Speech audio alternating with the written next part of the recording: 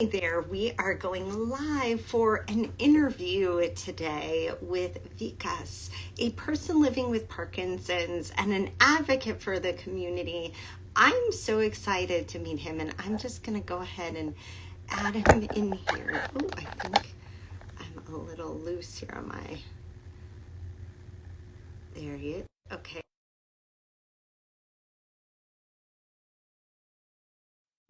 My name is Julie Hirschberg. I'm a neurologic physical therapist and the owner and founder of re+active, which is where our team has met, Vikas. And I've heard so many great things about him, and I'm excited for you to meet him as well and to hear a little bit of his story and journey and where he's advocating now for people with Parkinson's.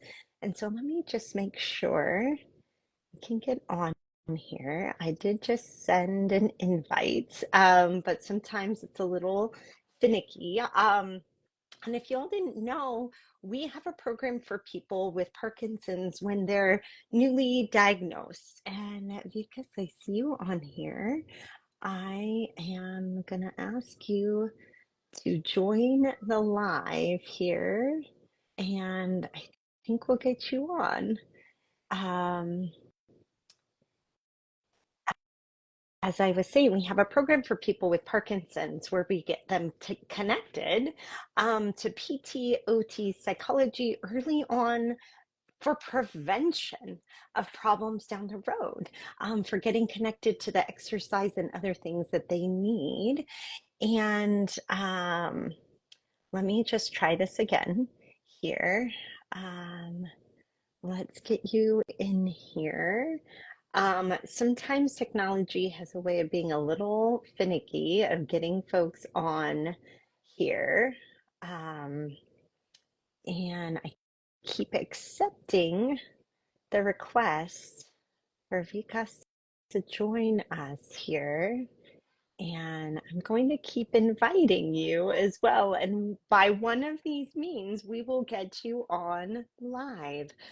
Oh, it actually says you're unable to join. I wonder why that is. Let's try that again. So the times I've had trouble with There we this, go.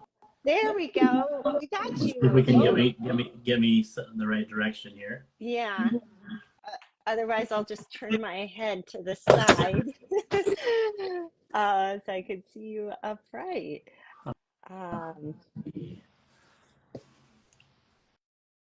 Because one of us is going to be sideways.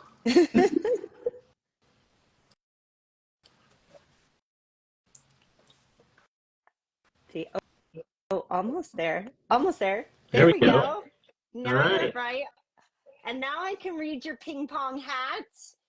That's awesome. That's awesome. Well, this is our first time meeting, Yes, it Vikas, is. Yes. and I've heard, Emily and our team just say, you have to meet him, you have to meet him. And so at last, I feel like I finally get to meet you. It's such a pleasure Likewise. to Thank you for having me have on. you join. Yeah, thank you. And as a lot of folks that join us here, they're clinicians, they're other people with neurologic disorders. Maybe they have Parkinson's or their family members. We just like to share stories, hear about you, your journey. And I know we got to meet you this year, but I'm sure your journey starts before this year. So I wonder if you could share a little bit about what's been happening for you in the last few years and before you came to re+active. Yeah, absolutely. So as things go, I'm relatively new to the Parkinson's community. I was only diagnosed coming up on 3 years now. So people that I meet regularly have been diagnosed for a lot longer than I have and have more experience with PD. And even the care partners that I meet have been around the block longer than I have. But I would say, like many people, I had symptoms of Parkinson's years before I got diagnosed, right? Up to maybe 5 years before I got diagnosed. I started feeling things that weren't right, and it took a while, given that I was young onset, in my early 40s, and Yeah, I mean, it took a little while to get diagnosed. I stopped working as a result of the symptoms that I was experiencing, and just really focused on kind of trying to figure out what was going on. I thought, it could be something much worse than Parkinson's. Parkinson's is bad enough, but I thought it could be something much worse. And in February of 2022, I got diagnosed, and started my journey that brought me to re+active and other kind of strategies for wellness. Yeah, yeah, you've gotten involved with a lot of things, hence even your hat here. I think ping pong is one of them. Is that right? Yeah. Yeah. It's, Ping Pong for Good. We started a local chapter for that organization up here. They're based in LA, where you guys are. A great organization and doing wonderful things for people with Parkinson's. And so when I got introduced to Maureen, one of the founders, I talked to her about starting a chapter here in the Bay Area, and we did that a little over a year ago, and it's been going like gangbusters. It's great. Awesome. Yes. That's awesome. Yeah, we love ping pong for good. We make that recommendation to a lot of folks, and we've always played ping pong in therapy. So it is ping pong is so good. I think for Parkinson's, but many other things.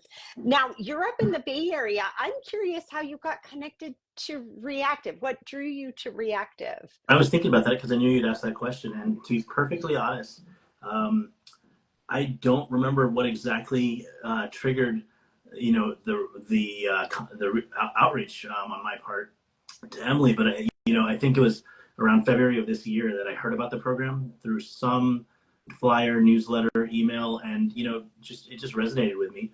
And so I reached out, and I'm glad I did.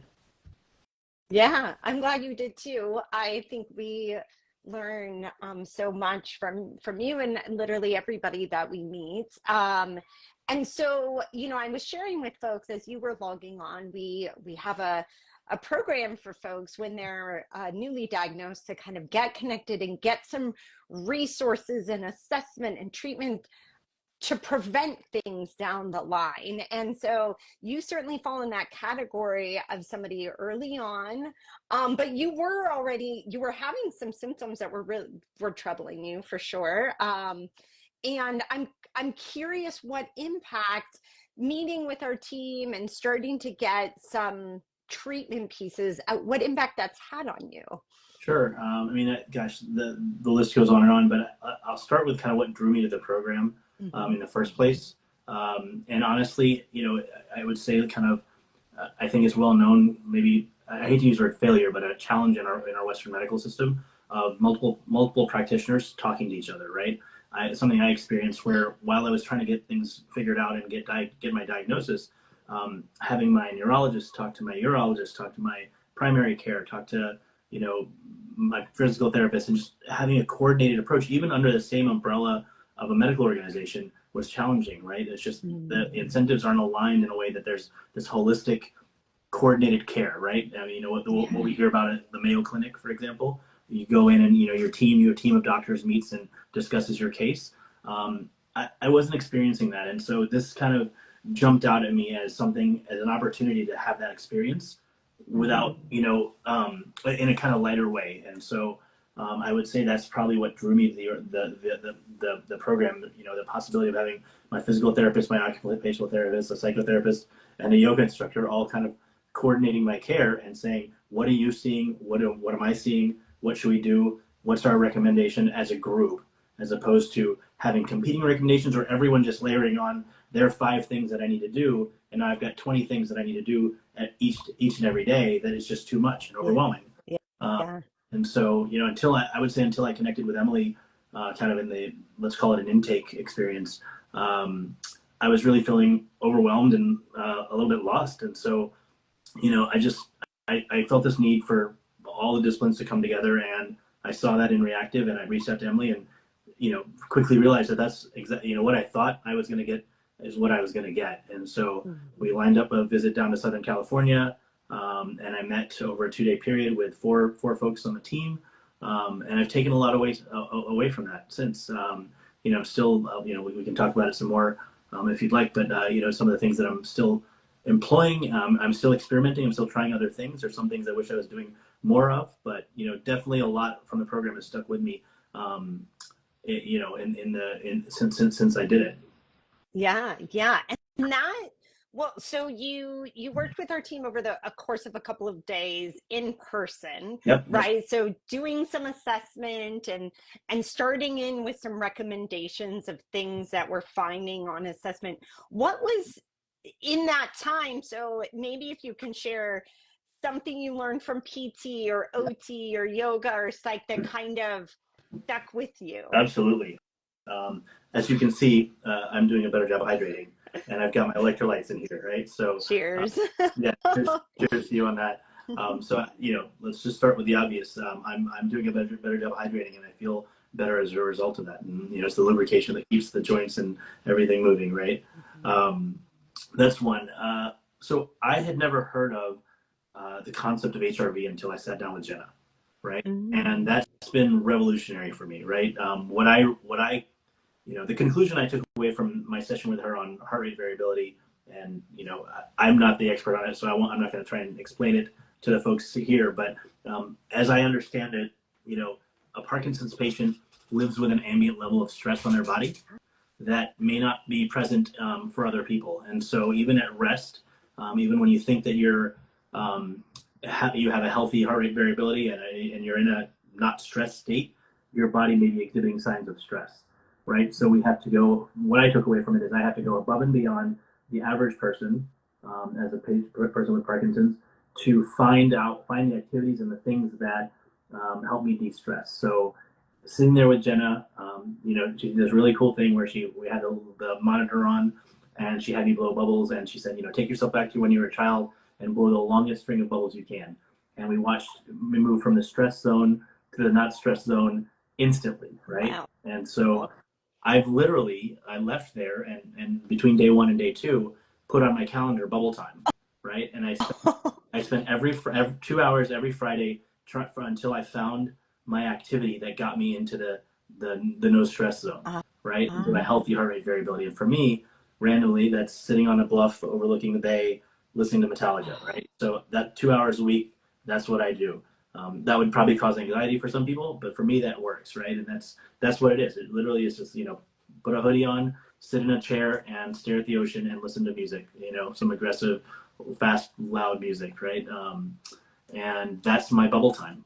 Literally, that's that. If you look at my calendar, Friday 2 to 4 bubble time, or 12 to 2, 1 to 3, whatever it works out for that week. And I try a few different things, but that's the one that's worked for me. That's I love that. I love that because we use the bubbles a lot, but it doesn't mean you have to use bubbles, Right. right? And now I believe we're probably from the same generation because your bubble time really resonates with me because it could be something. I love that you've explored what that might be, Mm-hmm. right? And I'm curious, how do you see that actually kind of come into your day? Like, what do you see having access and knowledge of that part of your brain and body affect maybe your day-to-day life? Yeah.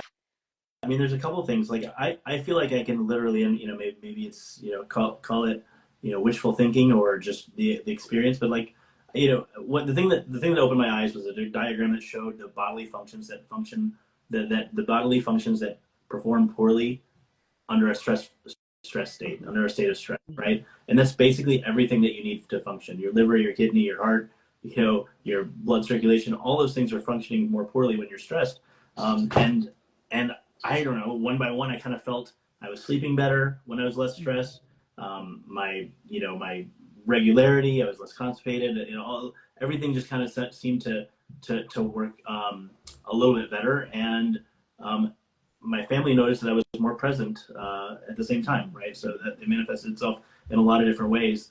But overall, just kind of well-being. And then, there's a kind of a two sides to this. One is the actual activity of the bubble time, and the other was thinking about the things in my life and the commitments that I had made over time since getting diagnosed that were causing stress in small small ways, like death by a thousand cuts, right? I mean, Yeah.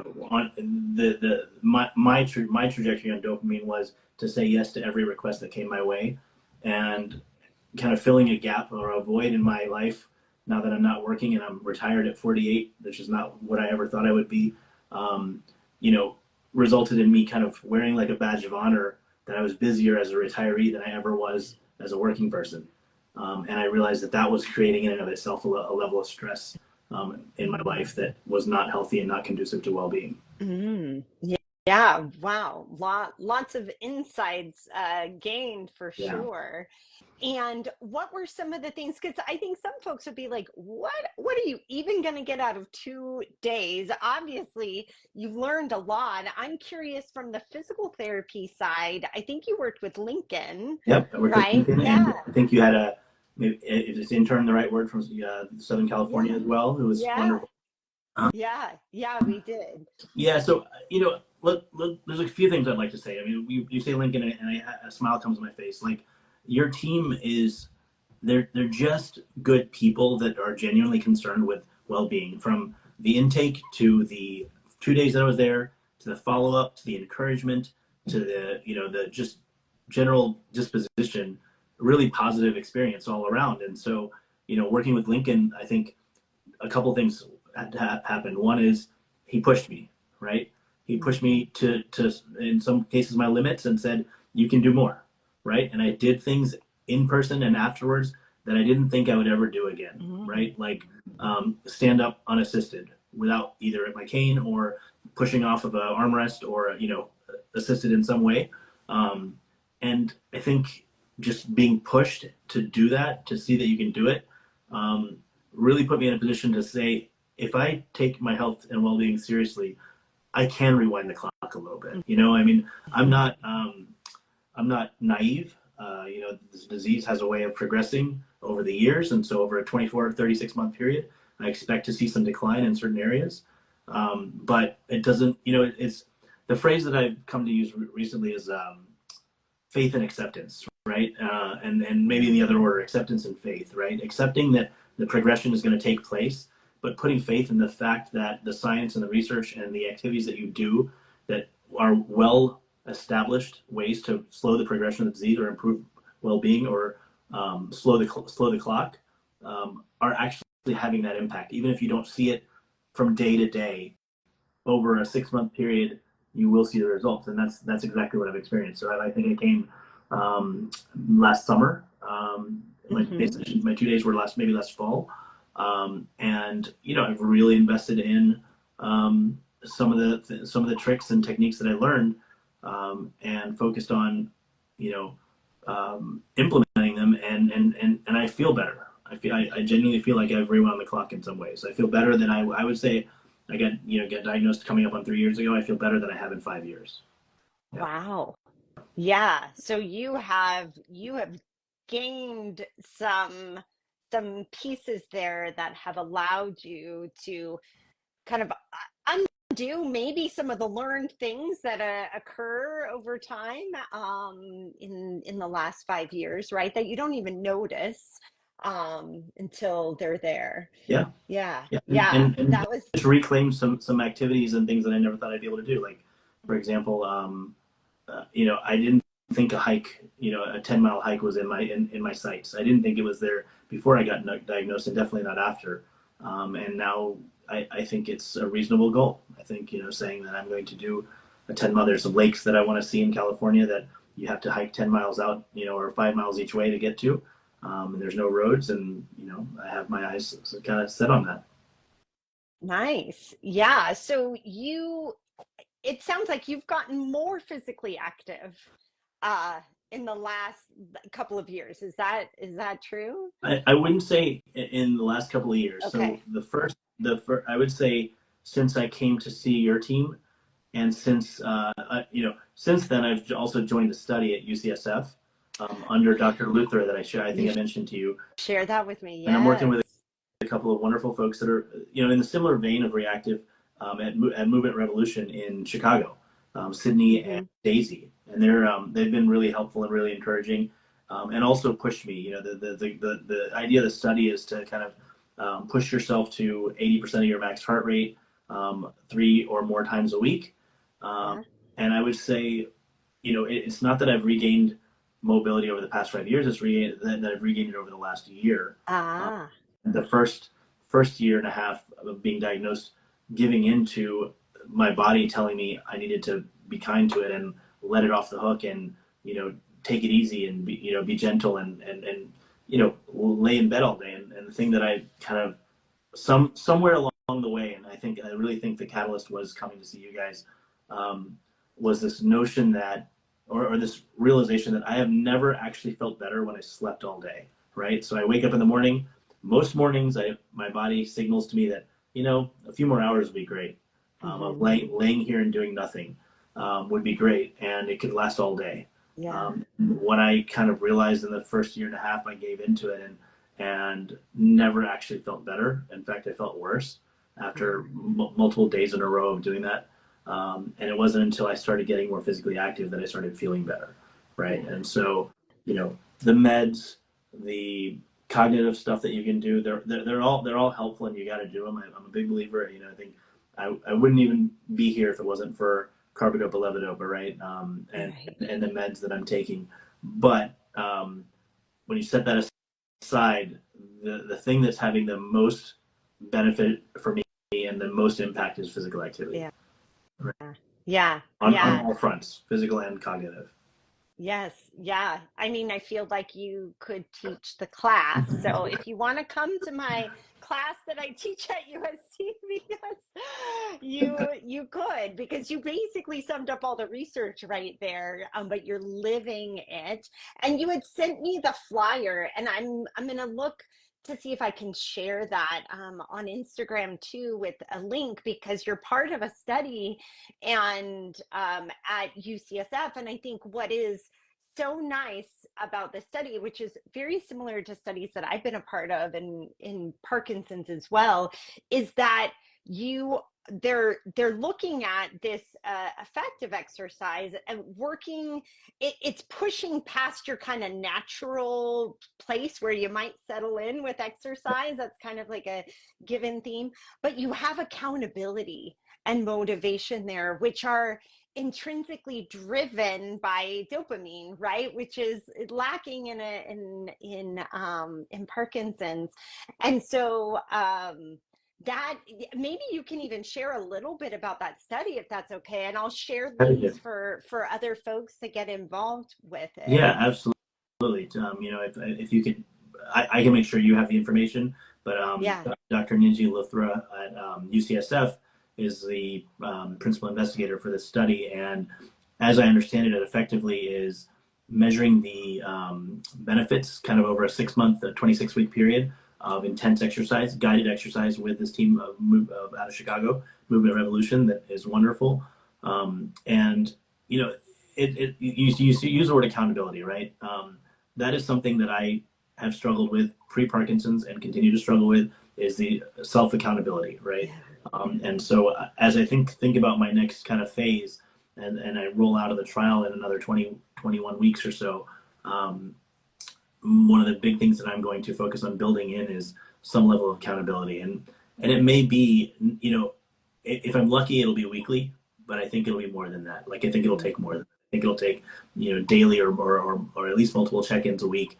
And maybe having somebody like a physical trainer that I work with, a fitness trainer that I work with, and they're there in person or watching remotely. Remotely works fine. But the fact that they're there with me through the entire exercise and they keep pushing me. Today's a perfect example. I was on the treadmill. I hit my peak heart rate that I've hit over the past 5 weeks. And my body wasn't in tip-top shape going into it. So if I had been on my own, I certainly would have said, today's not, I would have been giving myself kudos, patting myself on the back and saying, you got on the treadmill, so that's good enough. Now take it easy, and don't push yourself because you're not feeling up to stuff. And I actually, going into the session, I would have thought, there's no way I'm going to make 35 minutes or 40 minutes on this treadmill and increase speed and an increased incline over that period. But just having the encouragement, having someone talking, taking your mind off of the pain, the stiffness, the rigidity that you're experiencing, and just being encouraging, made all the difference. And so I was able to do it, and that's the formula that's working for me. Yeah. Yeah, yeah, that's great. And I know you sent me the flyer. So for folks that are watching and interested in this study, I'll definitely post that. And I want to thank you so much for sharing Yeah, that too.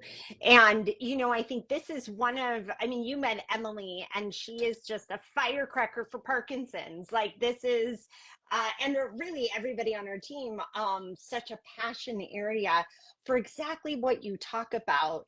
We're talking this exercise and movement acts like a drug on your brain, right? And it really alters things for you, but it's so hard to sustain that.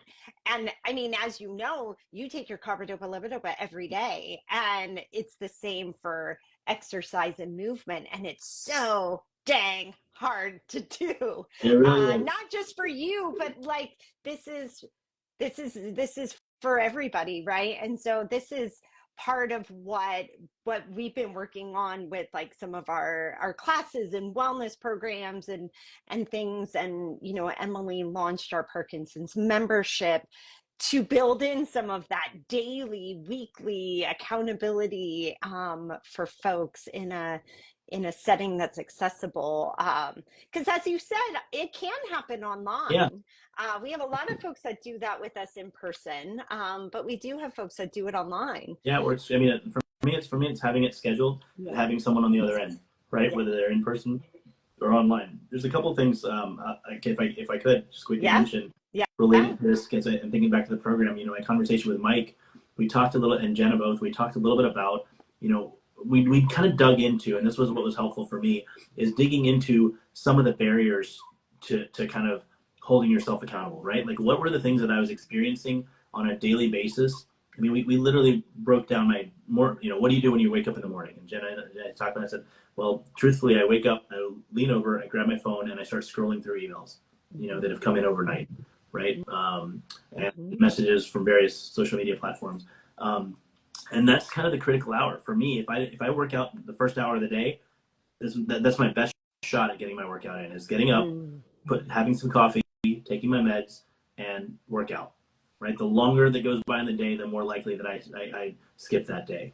And so Mm-hmm. that hour is critical. And if I spend it scrolling on my phone, and then I get busy, or I have to do something with the kids, or a volunteer project that I'm working on, I've missed a critical opportunity, right? And so we talked about that, and then when transitioned over to Mike with the psychotherapy, and he said, "Well, where's your gym? Where's your workout equipment?" I said, "It's in the garage downstairs." He said, "What could we do?" And he it was like the Socratic method, right? It was like he led me to the water, and he said, and I kind of came to, I suggested, well, maybe I should put my phone in the gym in the garage where I need to go work out. So I have to go down the stairs, and maybe as I'm scrolling, or I'm sitting there, I hop on the treadmill, or I hop on the treadmill before I pick up my phone, right?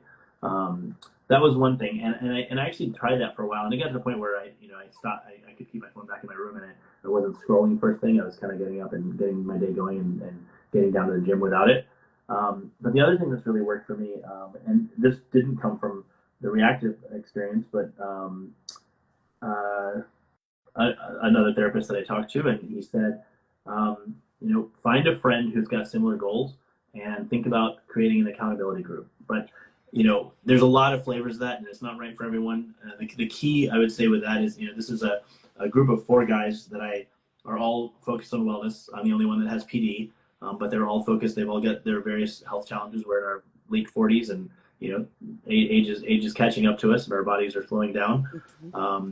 And we check in periodically, and we talk about wins and losses, and we are quick not to be overly critical when you have losses and you don't meet your goals, right? If the goal is 5 days a week and you hit 4, let's celebrate that win. Let's not let the fact that you didn't get 5 out of 5 keep you from trying for 5 out of 5 the following week, right?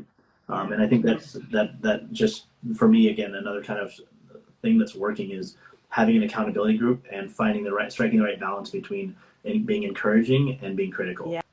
Critical. Yeah. That is so lovely. And Danny is sharing too. Love the accountability group idea. I had to implement the same strategy. Vikas, that's what I do every single week. I literally wouldn't exercise unless I signed up a friend or a family member to do it with me, right?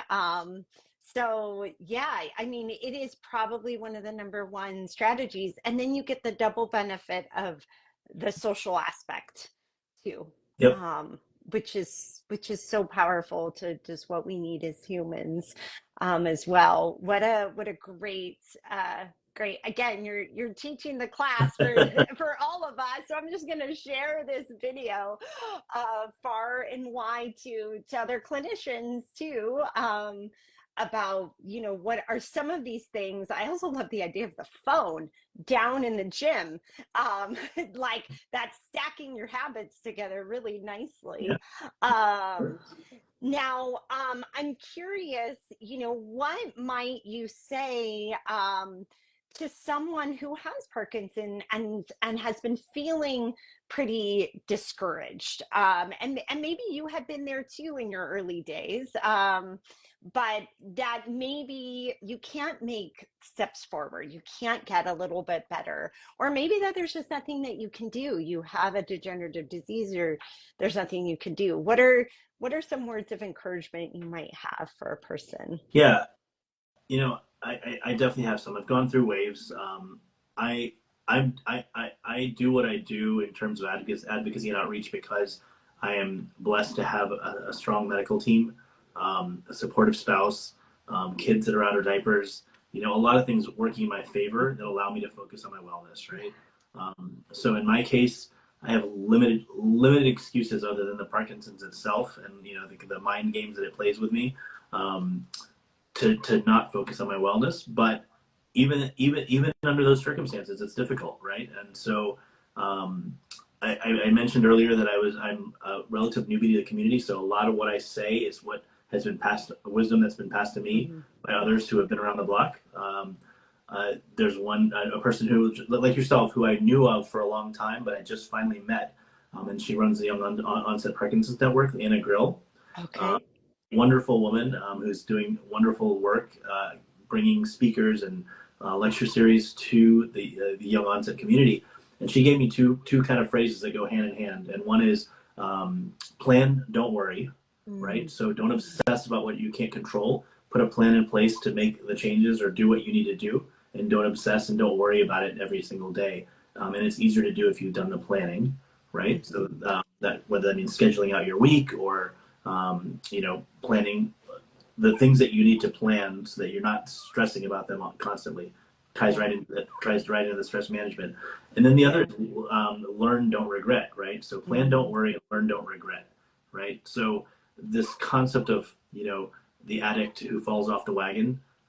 There's something very kind of analogous in the Parkinson's world, right? I mean, what I found is, I would go through streaks early on before I found the program.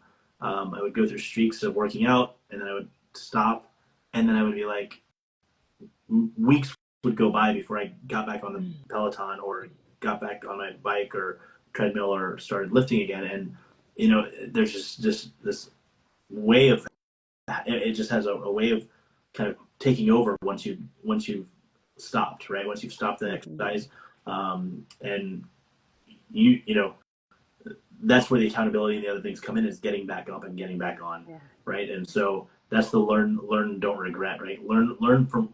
Ask yourself those questions around what is standing in the way, Yeah. and put a plan in place to kind of combat those things, and don't look back, look forward, right? Look at what you can do, because um, it's not a single thread strategy, right? There's multiple things. There's like I said, I had to remind myself that I've never actually felt better when I took it easy. When I Mm-hmm. said give in to the stiffness and the pain, and say, let that voice in your head that says you deserve an off day today, you deserve to take it easy today, kind of fight back against that, and ask yourself if you've ever actually felt better when you took the day off completely, versus at least got up and moved around a little bit, got out of Yeah. bed, socialized, picked up the phone, called someone who you haven't talked to in a while, um, went for a walk, stretched, did some yoga, did something like that. And I always feel better after the fact, and I think that's true for people that don't have Parkinson's as well. Most people will tell you they feel better after they've worked out, but they have the kind of inertia to get there is what they struggle with. Yeah. Um, I think other things that I would say, they're not, it's not rocket science, it's not new or novel, but start with a small goal, and work up from there. So don't start with a 5 days a week plan. Start with a 1 day a week plan, and build up from there. But build up, right? Don't stop at one. Build up. Um, Find a team like the Reactive team or the Movement Revolution where you can get some support and you're not overwhelmed as you work through the barriers, and have that accountability and that support and that ongoing communication. Building in that accountability in your life, whether it be friends, care partners. One thing that around accountability is my wife and I decided we weren't the best accountability partners for each other because we were too willing to look at each other and say, you've got a busy week at work. You've had a rough time with the kids. I understand. Give yourself a break, right? We're overly supportive of each other or overly kind to each other in a way that doesn't hold the other accountable. And so we need external accountability. But yeah, those are some of the things that have worked for me and that I would share with people, and the things that have been shared with me that are working. Yeah. I even like leaned over to write those down. Plan, don't worry, learn, don't I regret. You better, when I heard that, that's, I had to write it down. I had to write it down. I really like a little mantra there. I think that is so great. And if Um, you can and find a little humor, yeah, that always helps too. So I don't know if you can see this, but this is no. one of my favorites. No balance instead of new balance. I might get nailed for copyright infringement on that one, but that's. Did you make that? I saw one and I had it made. Yeah, Oh once I saw it, like my that's gosh, yeah. that is incredible. I've never seen it before. And yes, we actually do this exercise class every Friday morning where we tell jokes, dad jokes. And I want to figure out a way to throw in that no balance one in there somehow because that is There's good. another good That is t-shirt good. shirt for you that I love is one that says "Dad joke" and it's a Venn diagram, and the intersection is where the magic happens, right? So the intersection of dad and joke. So. Yeah. Oh gosh, that's good. That's good. Now my face was already hurting from smiling at your stories because now like my cheeks really really hurt. So I wonder if you could do almost kind of like a before and after. You described it over this time, kind of before you came to reactive. Now since that time you are definitely exercising more. You've set up some really great habits, but I wonder if you could tell me life wise, what are some other things that have changed? Like you mentioned, Lincoln pushed you to get up out of a chair and not, maybe you didn't even need to use your cane and things like that. What else has changed since maybe we met you?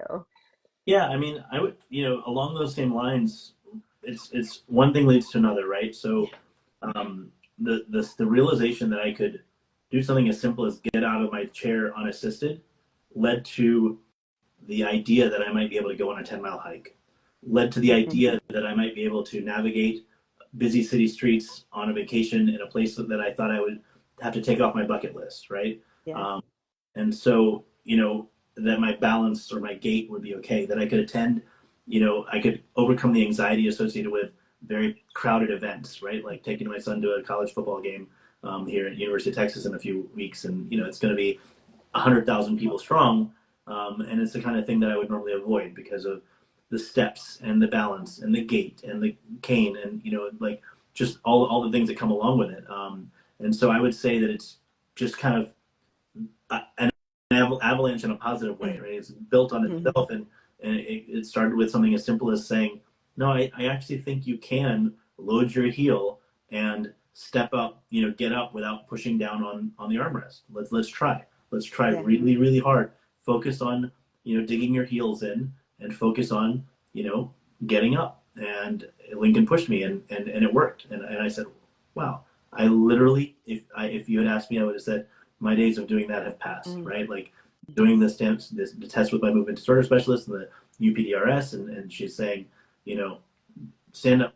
If you can, stand up, right? And her job is to, for better or worse, to medicate me, right? To make sure I have the right meds Mm-hmm. and to work on other things. But um, I would say whether in scope or out of scope for her, that's not where I go to get the motivation to push myself physically, right? Mm-hmm. Right. My physical therapist is where I get that from. My doctor is where I get my meds and my ongoing, charting my progress, the progression of my disease from. And so I think that's probably, if, the biggest thing. And the other ones are the things I mentioned, the small things like hydration. Focus on hydration has become a part of my Yeah. life. Um, Yeah.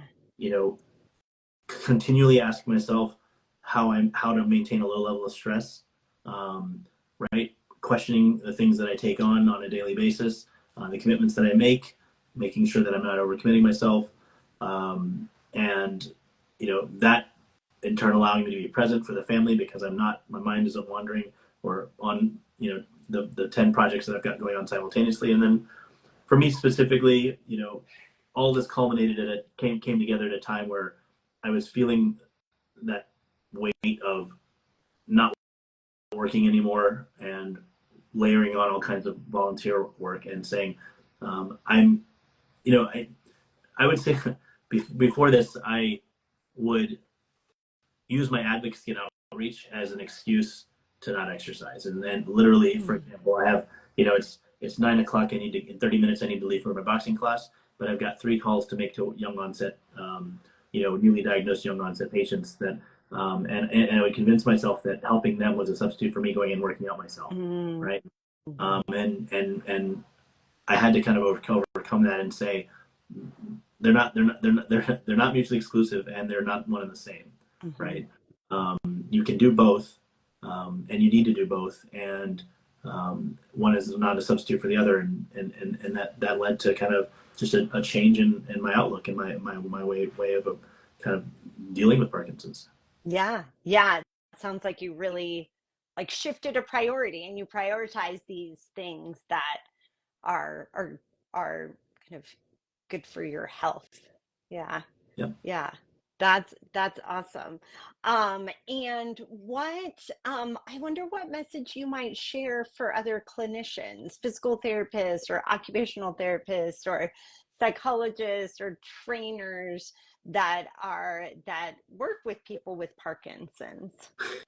Yeah, that I tend to give people the benefit of the doubt, and I also look at people with the best and assume the best intention, right? But you're asking the question, so I'll say what comes to mind. Um, the first thing that comes to mind is don't give up on the patient, right? Like don't don't don't don't tell yourself that this person's never going to change and never going to do what they need to do, right? Like I think it's probably pretty easy as a medical practitioner to say you have to take your wins and accept your losses, right? And look around and say some people are going to help themselves and some people are not. I think with a Parkinson's patient specifically, I think you got to stay on them. You got to remind them of what they need to do and hope that at some point it clicks. But you can't give up. You can't say, well, it's not like pre-diabetic, right? Somebody who's not changing their diet, that doesn't have the mental cognitive layer of challenges on top of everything else, Mm-hmm. right? The motivational challenges on top of everything. Yeah. So that's one. This one is probably a little easier said than done, but to the extent that you can find the time, the energy, the desire, the wherewithal to, speak to the other practitioners that the person is dealing with, Mm-hmm. and recognize that you can't just keep layering on more exercises, more time, more hours in the day that the person needs to exercise or do physical activity, right? You've got to talk to the other people that they're getting inputs from and come up with a coordinated plan. Is like the key thing is a coordinated, well thought out plan that is achievable, Yeah. right? And so I would say that is the thing that the practitioners need to understand is that if the person's seeing multiple practitioners, um, they're getting lots of inputs, and it may not be possible to do everything that's being thrown their way in a given day and balance the other things they have going on in their lives.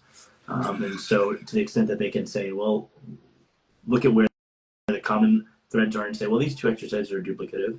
Um, you don't need to do both of them. Let's just do one or the other.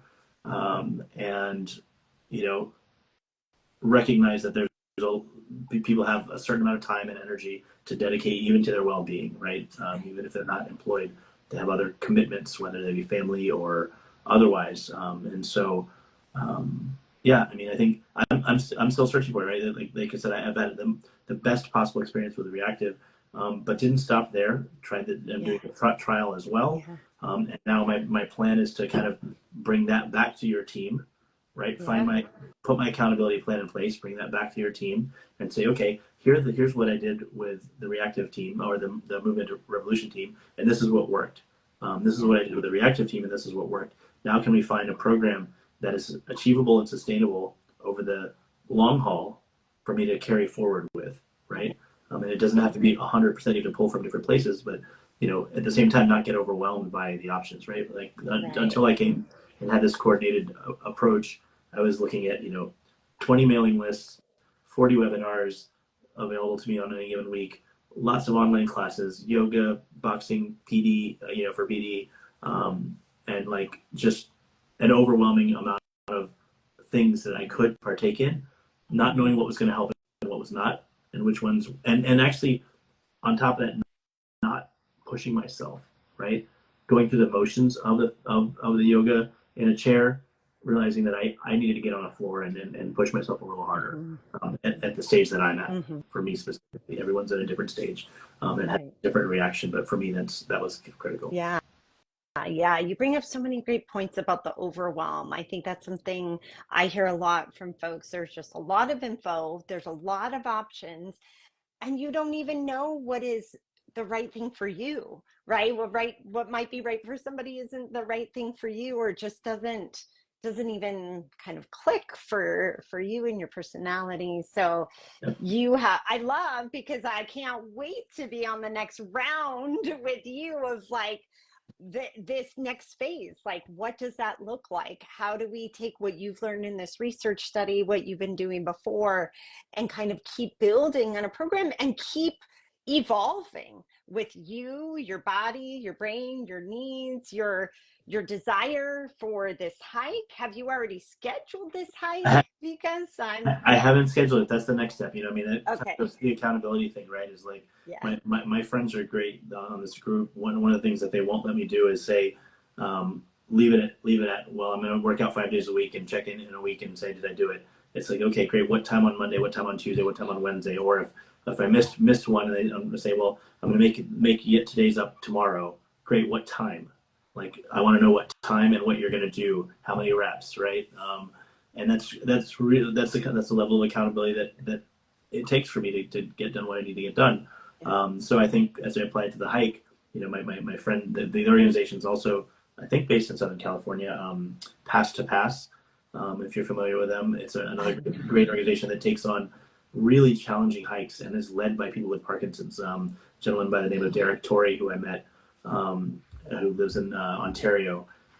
He's one of the group leaders, and fantastic organization, and they have either llamas or alpacas that carry your gear if you need them to, or you carry it yourself if you're able to. And so my goal is to start out with I think it's Twin Pines Lake that I've been wanting to see, the beautiful blue water. Yeah. I think 7 miles each way, if I'm not mistaken. And so the next thing is when I see Derek at the next Parkinson's Foundation meeting that we have together, is to get it scheduled and work towards it. And if we have to postpone, we postpone, but put a stake in the ground and work towards it. Yeah, put a stake in the ground. Yeah, I'm ready for your stake in the ground on that one because I will be cheering you on. Thank you. Yeah, I wrote down so many things that you shared. And honestly, I just, wow, I knew going into this, my whole team was like, oh, you get to meet Vikas. I was excited about it, but I really, you've changed me, Thank you. because for the better, which I'll just let that ripple to the rest of our team and to the community of clinicians that we get to be around all of the time, and patients too. But your what you're learning and about yourself and bringing to your life and to the community is really having an impact Thank you. in a big way. And I appreciate the support, but I think this whole thing started with a really positive experience with Emily. She I was drawn to the program. The team lived up to the hype and the expectations, and kudos to you guys for what you're doing, and the way you're doing it. I wrote that letter to you after I had my 2 days there, and just said, just keep doing what you're doing because you're changing lives. So thank you. Yeah, yeah, thank you. It keeps me going through many ups and downs to keep doing what we're doing. So thank you for that. I can't wait to see what's in next too, and I'll share the research study, and I know we'll be in touch and we'll keep Absolutely. advocating together. We actually have Parkinson's Foundation Moving Day down here in LA this weekend, so It's going to be a big one, it'll and be a hopefully big we'll one. get some good weather and have a wonderful day. It's always a great event. So Yeah, it's a really, really great event that we love. So thank you so much for joining. And Susan is on here. Hi, Susan. Susan's in Michigan. I think I got that right. But yeah, thank you for sharing, she says. So thank you so much, because have a great evening and we'll be in you do the touch. same. Thanks for having me on. I really All right. appreciate the time. All right. Thank you. Bye. Bye.